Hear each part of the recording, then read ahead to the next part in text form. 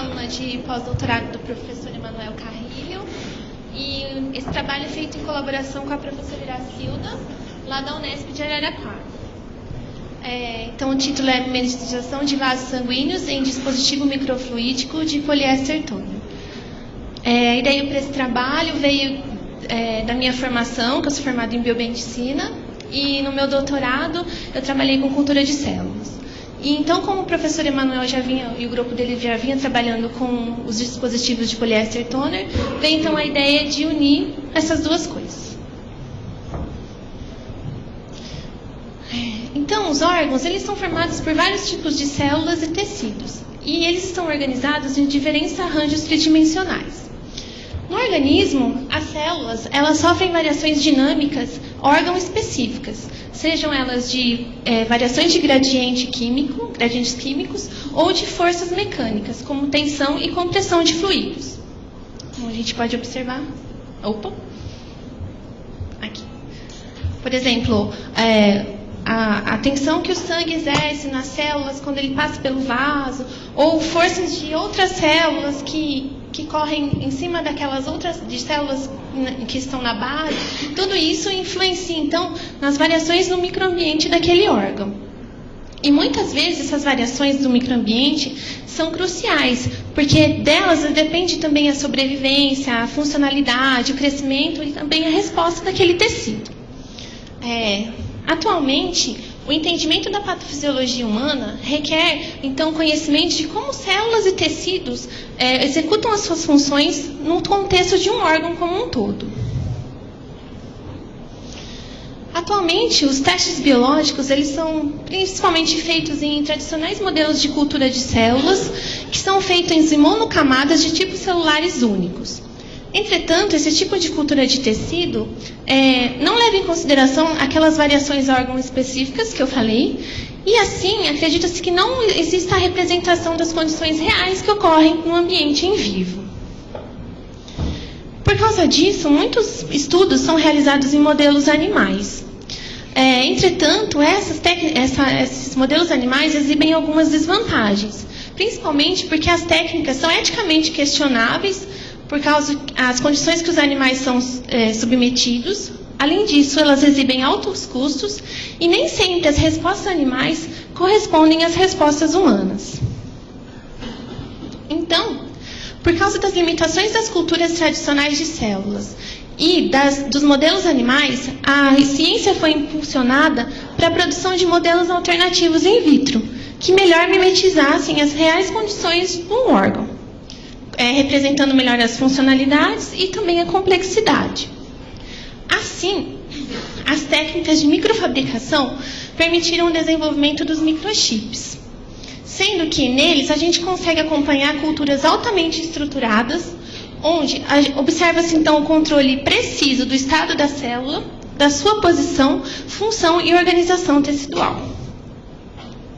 Assim, a tecnologia dos microfluidos, associada aos microchips, permite então um controle da dinâmica do fluxo de fluidos e pressão, propiciando então a criação de um microambiente in vitro o mais próximo da realidade, porque ele considera os gradientes químicos e os sinais mecânicos.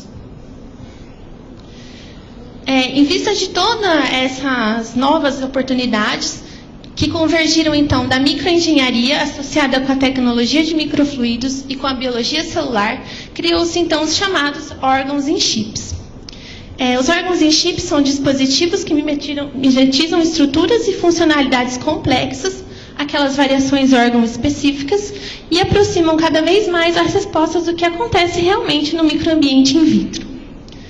Assim, esses dispositivos, eles permitem o estudo de processos biológicos, sendo eles fisiológicos ou patológicos, in vitro, e então propiciam as condições que os pesquisadores anteriormente não encontravam nas culturas tradicionais e nem nos modelos animais. Hoje a gente já tem reportado alguns órgãos que estão sendo mimetizados em microchips, como o fígado, o rim, o pulmão, entre outros que estão sendo desenvolvidos, além de modelos para estudo patológico, como câncer de mama. Então, pensando no desenvolvimento de um modelo, de um chip que fosse barato e fosse fácil da gente criar condições para essas células, a gente pensou, então, em desenvolver um microchip de poliéster toner que mimetize vasos sanguíneos utilizando a microfluídica para reproduzir condições semelhantes àquelas que acontecem em vivo. Então, vou falar um pouquinho sobre os materiais e métodos, e em cada um deles eu já vou apresentar os resultados. Inicialmente, a gente então realizou um teste de avaliação da toxicidade do material para saber se o material do chip não era capaz de induzir a morte celular ou alguma inflamação. Então, a célula utilizada para isso foi a UVEC, que é a célula endotelial de veia umbilical humana. Então, a gente, numa placa, consegue realizar 2 testes. O teste de MTT, que avalia a viabilidade celular, e o teste de produção de óxido nítrico. Então, as células foram plaqueadas e incubadas por 24 horas na estufa. E então elas foram desafiadas frente às diluições de um meio sensibilizante. Então, como foi feito esse meio? A gente pegou 1 centímetro quadrado do filme de poliéster e adicionou a 1 ml do meio. E incubou por 24 horas na estufa. Além disso, a gente também utilizou o controle negativo do meio. E o meio sensibilizante ele foi diluído 6 vezes. E também a gente usou uma parte do poliéster para colocar em cima desse tapete celular que estava sendo formado na placa. Como controle negativo, a gente tinha o meio de cultura apenas. E controle positivo do teste de óxido nítrico era o LPS, que é uma substância conhecida por ser inflamatória. E o SDS foi o controle positivo do teste de MTT, porque ele desintegra as membranas, então promove a morte celular. Então, após a adição desses estímulos, a placa foi colocada por 24 horas na estufa. Em seguida, foi retirado 50 microlitros do sobrenadante, adicionados 50 microlitros de solução de gris, que foi incubado ao abrigo da luz, então, e lido ADO em 540 nanômetros, para a quantificação dos micromols de nitrito. Na mesma placa, a gente descartou o resto do sobrenadante, adicionou uma solução de MTT. A placa foi incubada por 3 horas, o sobrenadante foi descartado e foi adicionado álcool isopropílico. Em seguida, foi feita então a leitura em espectrofotômetro, sendo que o controle negativo foi considerado como 100% de viabilidade. Então, aqui a gente observa que nenhuma das soluções do MTT, do meio sensibilizante, e nem o filme de poliéster que foi colocado em cima das células foi capaz de promover a morte celular. O controle positivo, a gente observa quase 100% de morte, ou nenhuma viva, né? 0% de viabilidade. E o controle negativo, todas vivas. No teste de produção de óxido nítrico, a gente observa que nenhuma das diluições foi capaz de induzir a produção de óxido nítrico, nem o poliéster. Então, a gente conclui que o material do chip não era capaz de produzir morte celular e nem inflamação. Sabendo disso, então, a gente partiu para a produção dos microchips. Então, como alguém já falou anteriormente, é um microchip de poliéster toner. A gente pega o filme de poliéster, imprime numa impressora laser com toner, né? Ele é depositado, então, formando o desenho que a gente quer do chip. As 2 faces foram impressas e uma delas foi perfurada para criar o canal para injeção das células.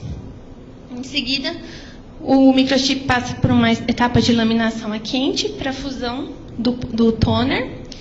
E, ao final, a gente corta aqui a coroa das ponteiras e cola no buraquinho para formar o reservatório. Então, esse é o aspecto do nosso chip. Ele tem 2 centímetros, o canal aqui, por 0,2 milímetros e a altura é de 12 micrômetros. Então, a gente realizou a etapa então, de injetar as células no microchip. Foi injetada as células UVEC na concentração de 10 a 7 células por ml. Após a injeção, as células permaneceram na estufa por 6 horas para ver a aderência. Em seguida, a gente realizou, então, deixou um chip para controle estático, que ele permaneceu durante todo o tempo dentro da estufa.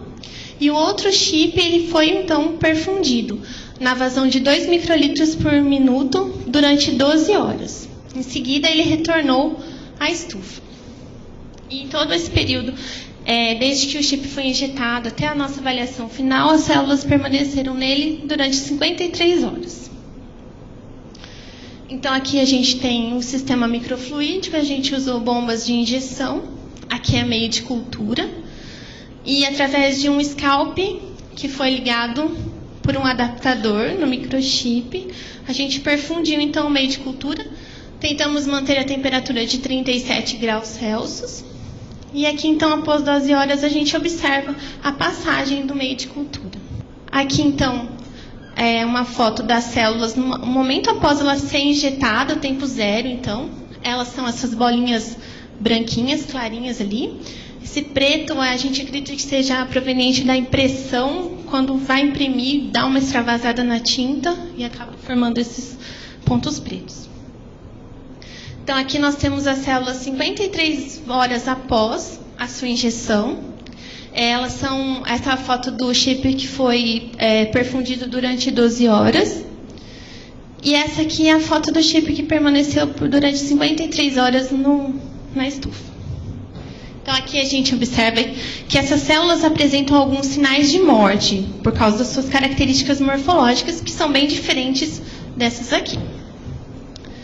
Entretanto, quando a gente observa a célula na garrafa de cultura, ela tem esse aspecto alongado. E no chip, ela tem se comportado como bolinha. A gente pode, então, conhecendo que o material do chip não é capaz de promover morte celular, a gente pode dizer que isso pode estar acontecendo devido ao material de superfície do microchip, né? Apesar da célula estar sendo aderente, porque quando a gente faz a passagem do fluido, ela não descola, permanece ali, mas talvez essa não seja a melhor superfície para as células se ligarem. Então, eu iniciei meu trabalho agora, esse ano. A gente ainda está vendo como que a gente pode tratar esse material para que favoreça as condições da célula para que ela fique no formato alongado. E também a gente vai avaliar o quanto esse formato dela em esférico pode causar alterações aos nossos testes. Então, que a gente pode concluir que o material do chip não causou morte ou inflamação celular, que as células no microchip perfundido foram capazes de sobreviver por pelo menos 24 horas a mais, além do controle estático. Então, a gente infere, então, que essas células necessitavam ser perfundidas para que chegassem nutrientes até elas e elas sobrevivessem, o que não aconteceu no microchip que ficou parado estático. A gente acredita que a morte seja por falta de nutrientes e não pelo material. E o microchip de poliéster tônico foi capaz, então, de proporcionar sobrevivência e aderência celular, suportar a pressão da vazão, além de demonstrar a importância da fluídica para a manutenção das células. Na sequência, nós pensamos em fazer alguns outros testes, como estudos morfológicos, imunológicos, toxicológicos, submetendo as células a diferentes tratamentos, para, quem sabe, no futuro a gente evitar a morte de tantos animais de laboratório, fazendo um dispositivo desses. Então, gostaria de agradecer às agências de fomento, aos organizadores do workshop, muito obrigada pelo convite, e a todo o pessoal do Biomix. Muito obrigada.